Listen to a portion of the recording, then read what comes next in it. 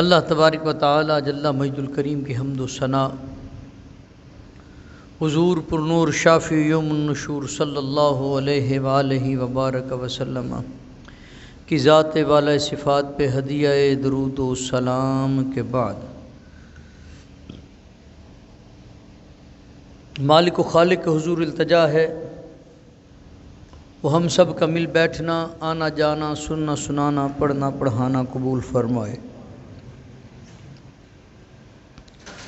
مجھے حق اور سچ بیان کرنے کی اور ہم سب کو اس پر عمل پیرا ہونے کی توفیق نصیب فرمائے۔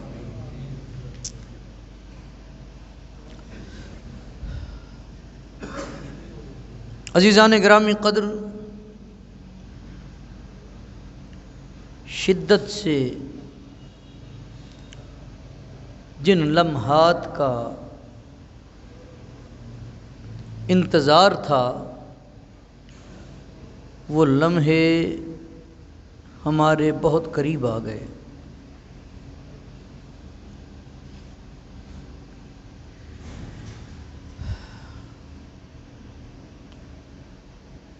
ہمیں ہر وقت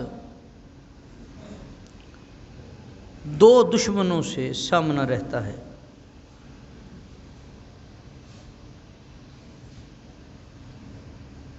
ایک شیطان اور دوسرا نفس۔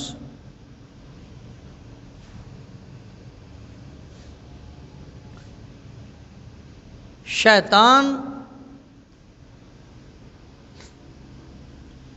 انسان کو بھٹکاتا ہے، اس کے دل پر قبضہ کرتا ہے، اور نفس اس کو برائی کی طرف یا اچھائی کی طرف لے کر جاتا ہے۔ وہ خوش نصیب ہوتا ہے جس کا نفس اس کا تابع دار ہو جائے۔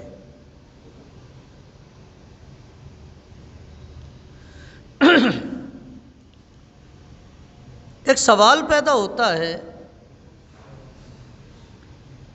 کہ جب فرشتوں کو حکم ہوا سجدہ کرنے کا تو شیطان کو کس نے روکا سجدہ کرنے سے؟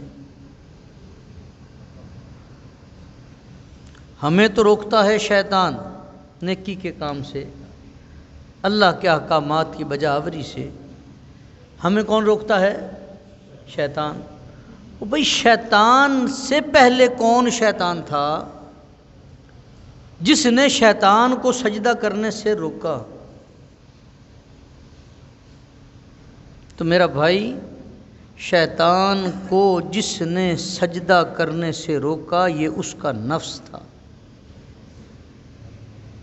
یہ اس کا نفس تھا۔ اگر اس کا نفس اتنا تکڑا نہ ہوتا کیا اللہ کے حکم عدولی کرتا؟ اللہ کی بارگاہ کی اسے کس نے کہہ دیا، کس نے سکھا دیا کہ سجدہ نہ کرنا، تو اس سے اعلیٰ ہے، تو اس آگ کا بنا ہے جس میں دھواں بھی نہیں ہے، اور یہ اس گارے سے بنا ہے جو بدبودار بھی ہے اور پلید بھی ہے۔ یہ اس کے نفس نے اسے بتایا۔ ایک بزرگ کی بات یاد آتی ہے، انہوں نے ساری زندگی یہ لفظ میں استعمال نہیں کیا، لفظ میں۔ جب بھی بات آتی، جب بھی موقع آتا تو وہ کوئی اور لفظ استعمال کرتے، لیکن آنا میں یہ استعمال نہ کرتے۔ اور ہمارے میں بھی ماشاءاللہ بڑے بڑے فنکار لوگ ہوتے ہیں، انہوں نے کہا جی صلاح کی کہ آج تو نا حضرت صاحب سے میں کہلوا کے ہی چھوڑنا ہے، حضرت صاحب سے میں کہلوا کے ہی چھوڑنا ہے۔ لو لوگ کہتے ہیں کہ انہوں نے کبھی میں کا لفظ استعمال نہیں کیا، تو یہ کیسے ہو سکتا ہے؟ مسجد میں آیا، جماعت کھڑی ہونے والی تھی، ہاتھ کھڑا کرتا ہے، کہتا ہے کہ حضرت ایک سوال پوچھنا ہے۔ آپ نے ارشاد فرمایا پوچھو۔ کہتا جی شیطان کو کس چیز نے گمراہ کیا؟ آپ نے فرمایا بھی نماز کا ٹائم ہے، نماز پڑھ لیں، اس کے بعد اس کا جواب دیتے ہیں۔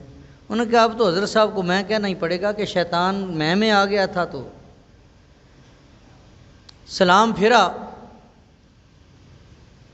تو امام صاحب نے پوچھا، حضرت صاحب نے پوچھا کہ یار وہ سوال ابھی وہ شیطان کے متعلق کس نے کیا تھا کہ اسے کس چیز نے گمراہ کیا؟ وہ فٹافٹ کھڑا ہوا کہتا ہے حضور میں نے۔ فرمایا اسی چیز نے اسے گمراہ کیا تھا۔ بزرگ تو یہاں تک احتیاط فرماتے تھے۔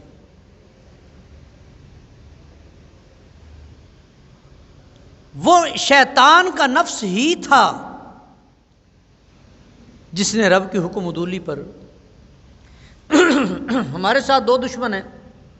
ایک شیطان ہے جو انسان کے دل پر قابض ہوتا ہے، اور جب بندہ اللہ کا ذکر کرتا ہے تو شیطان بھاگ جاتا ہے، اور جب غافل ہوتا ہے وہ پھر آ کے قبضہ کرتا ہے، اور کیا کرتا ہے؟ وسوسہ پیدا کرتا ہے۔ کیا کرتا ہے؟ وسوسہ پیدا کرتا ہے۔ آپ کو ایسے بہت سارے لوگ زمانے میں ملیں گے جو اللہ کی قدرتوں پہ، ابھی سفر معراج کا سلسلہ جاری تھا، ذکر یہاں پہ جاری تھا، یہ شب برات بھی آئی، تو اس میں بھی بہت ساروں کی ایسی تحریریں، ایسی تقریریں ملی کہ وہ ابھی تک اسی وسوسے کا شکار ہیں کہ پتہ نہیں معراج ہوئی بھی تھی کہ نہیں۔ وہ آج بھی اس وسوسے کا شکار ہیں کہ پتہ نہیں شب رات میں دعائیں قبول بھی ہوں گی کہ نہیں، یہ نفل پڑھنے بھی چاہیے کہ نہیں، یہ ذکر کرنا بھی چاہیے کہ نہیں، خیرات کرنی بھی چاہیے کہ نہیں۔ وہ ابھی بھی اس وسوسے میں پھنسے ہوئے ہیں۔ اور شیطان اور کیا کرتا ہے؟ وہ وسوسہ پیدا کرتا ہے۔ مثال کے طور پہ ایک بندے نے وضو کیا، وضو کر کے نماز کے لیے آیا، دوران نماز وسوسہ پیدا ہو گیا کہ پتہ نہیں میں پیر پورے دھوتے بھی سن کے نہیں، پتہ نہیں میں مسح کیتا بھی ہے کہ نہیں، وہ بہک گیا۔ اب سارا دھیان اس کا کس طرف لگ گیا؟ پتہ نہیں وضو کامل تھا کہ نہیں تھا۔ دو ہی صورتیں تھیں، یا تو وہ نماز کو توڑے اور جائے، جا کے دوبارہ وضو کر کے آ کے شروع سے نماز پڑھے، یا تو یہ ہے، اور یا پھر وہ یقین کامل کے ساتھ اس کو لے کر آگے بڑھے، اگر اسے یقین ہے کہ میں نے وضو پورا کیا ہے، لیکن وسوسہ ہی آیا ہے نا، اس کی اہمیت نہیں۔ شیطان انسان کا دشمن ہے، دوسرا دشمن ہے نفس۔ رمضان المبارک میں میرا اللہ شیطان کو تو قید کر دیتا ہے۔ شیطان ہو گیا قید، ایک ہی دم مسجدیں بھر گئیں، صفیں ساری کی ساری پر ہو گئی، نماز کے لیے جگہ باقی نہ رہی۔ اس کا مطلب ہے جو شیطان نے دل پر پنجے گاڑے تھے، شیطان تو ہو گیا قید، اور جب شیطان قید ہوا بندہ خود بخود بھاگا ہوا اس کی بارگاہ میں آ گیا۔ تو اگر شیطان قید ہو گیا تو پھر یہ گناہ کس لیے؟ اگر شیطان قید ہو گیا ہے تو یہ بندہ گناہ کیسے کرتا ہے، کیوں کرتا ہے؟ تو میرا بھائی یہ اکساتا ہے اس کا نفس۔ نفس قید نہیں ہوا، قید ہوا ہے شیطان۔ پہلا رزلٹ تو یہ تھا کہ جیسے ہی شیطان قید ہوا ہر بندہ مسجد کی طرف بھاگا۔ ایسا بھی ہوا کہ پہلے دن، دوسرے دن، تیسرے دن، ہفتہ مسجد تراویح پر بھی بھری رہی اور پھر آہستہ آہستہ کم ہوتے چلے گئے۔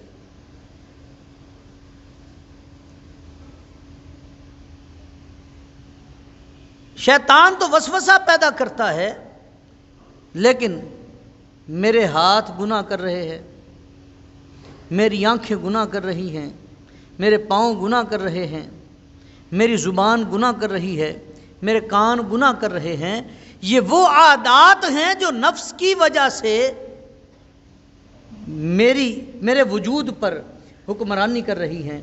اب جس کو بد نگاہی کی عادت ہے، شیطان نے عادت تو پڑ گئی، لیکن اب نفس اسے اس طرف لے جاتا ہے۔ بہت ساری جگہوں پہ بڑی بڑی باتیں سننے کو ملتی ہیں۔ اب تو کئی دفعہ ایسا بھی ہوتا ہے، شادی شدہ حضرات بھی فونوں پر دوسری بیویوں سے لگے ہوتے ہیں باتیں کرنے کے لیے، حالانکہ ان کے پاس جائز حق موجود ہے، پھر بھی باتیں پہنچتی ہیں مختلف ذرائع سے۔ اب اس کو یہ غلط رستہ استعمال کرنے کا طریقہ بتایا کس نے ہے؟ اس کے نفس نے۔ دل تو تھا جو اسے بارگاہ الہ میں لے آیا، حاضر کر دیا، لیکن نفس اسے کہتا ہے کہ یار کوئی گل نہیں، آپا وی ضرور پڑھنیاں نے، 8 نال گزارا کر لینے۔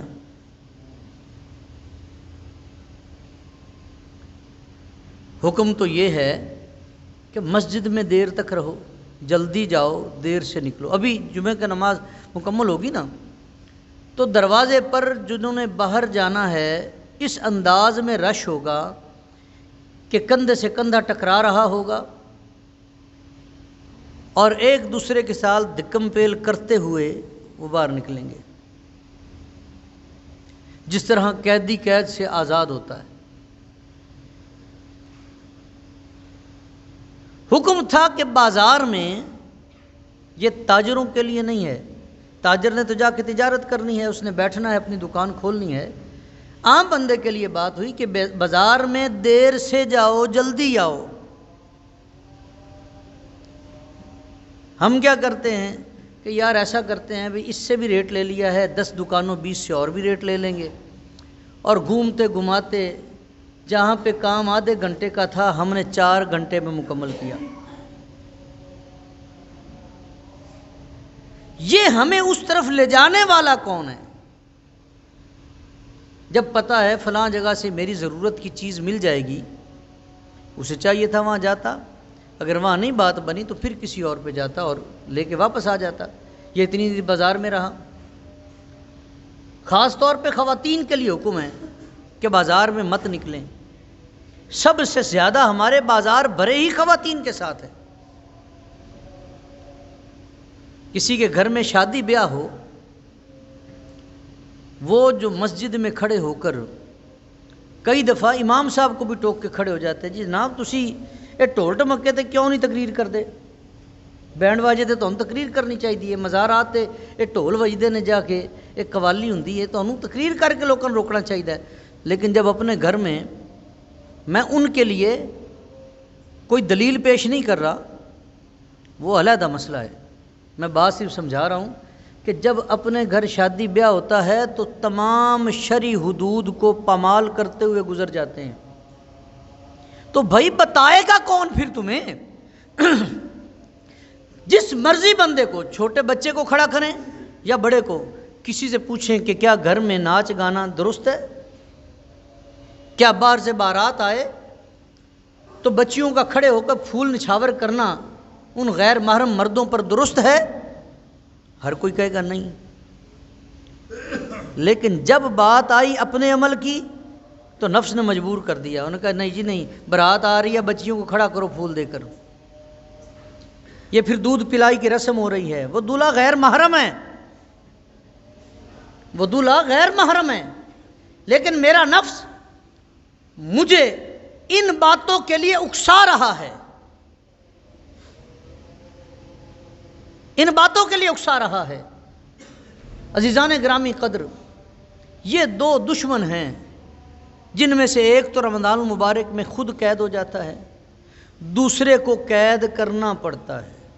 اور یاد رکھیں ہر ایک کا نفس مرتا نہیں ہے، نفس کی حالت بدلتی ہے، نفس کی حالت بدلتی ہے۔ قرآن پاک نے نفس کی مختلف حالتیں ذکر کی ہیں۔ ایک نفس امارہ ذکر کیا ہے، نفس لوامہ کیا ہے، نفس مطمئنہ کیا ہے، نفس راضیہ اور نفس مرضیہ۔ یہ مختلف حالتیں ہیں۔ جو سرکش نفس ہے اس کو تو جا کے سجدہ کرنے پر بھی اعتراض ہوتا ہے، اسے بے چینی ہوتی ہے، یار کیا کروں، دکان پہ کہہ کے آیا ہوں کہ نماز پڑھنی ہے، ساتھی بھی ہیں، لیکن دل اس طرف مائل نہیں ہے، صرف دکان سے تھوڑی دیر کے لیے غائب ہونے کے لیے یہ نماز۔ وہی جب گھر جاتا ہے، عشاء کی نماز ہے، فجر کی نماز ہے، عموماً فجر کی نماز پر اٹھتا نہیں ہے، لیٹا رہتا ہے، عشاء کی نماز نہیں پڑھتا۔ کیا ساری فرائض کی انجام دہی فقط دکان پر تھی؟ نہیں، اس کا نفس اسے وہاں سے نکال رہا ہے کہ تھوڑی جلد چلو دکان سے باہر نکل جائیں، لیکن نماز بھی نہیں وہ پڑھنے کے لیے آیا۔ اگر آیا ہے اس کا دھیان ہی نہیں نماز میں، ان کے ذہن کے اندر ایک خاکہ بن گیا۔ نہیں، یہ غلط ہے۔ ابھی زکوٰۃ کا موقع آئے گا، بہت سارے ہمارے ساتھی زکوٰۃ دیتے ہیں، دینی بھی چاہیے، اور جن پر فرض ہے انہیں تو ضروری دینی چاہیے۔ ابھی ایک پرچی سسٹم شروع ہو گیا،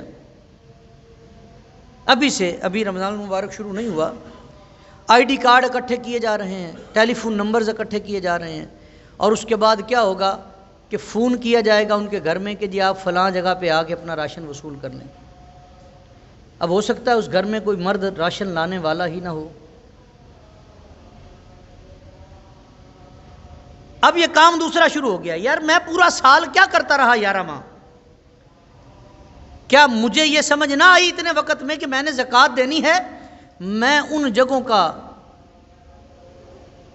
پتہ کر کے رکھوں کہ جہاں جہاں پر میں نے زکوٰۃ دینی ہے۔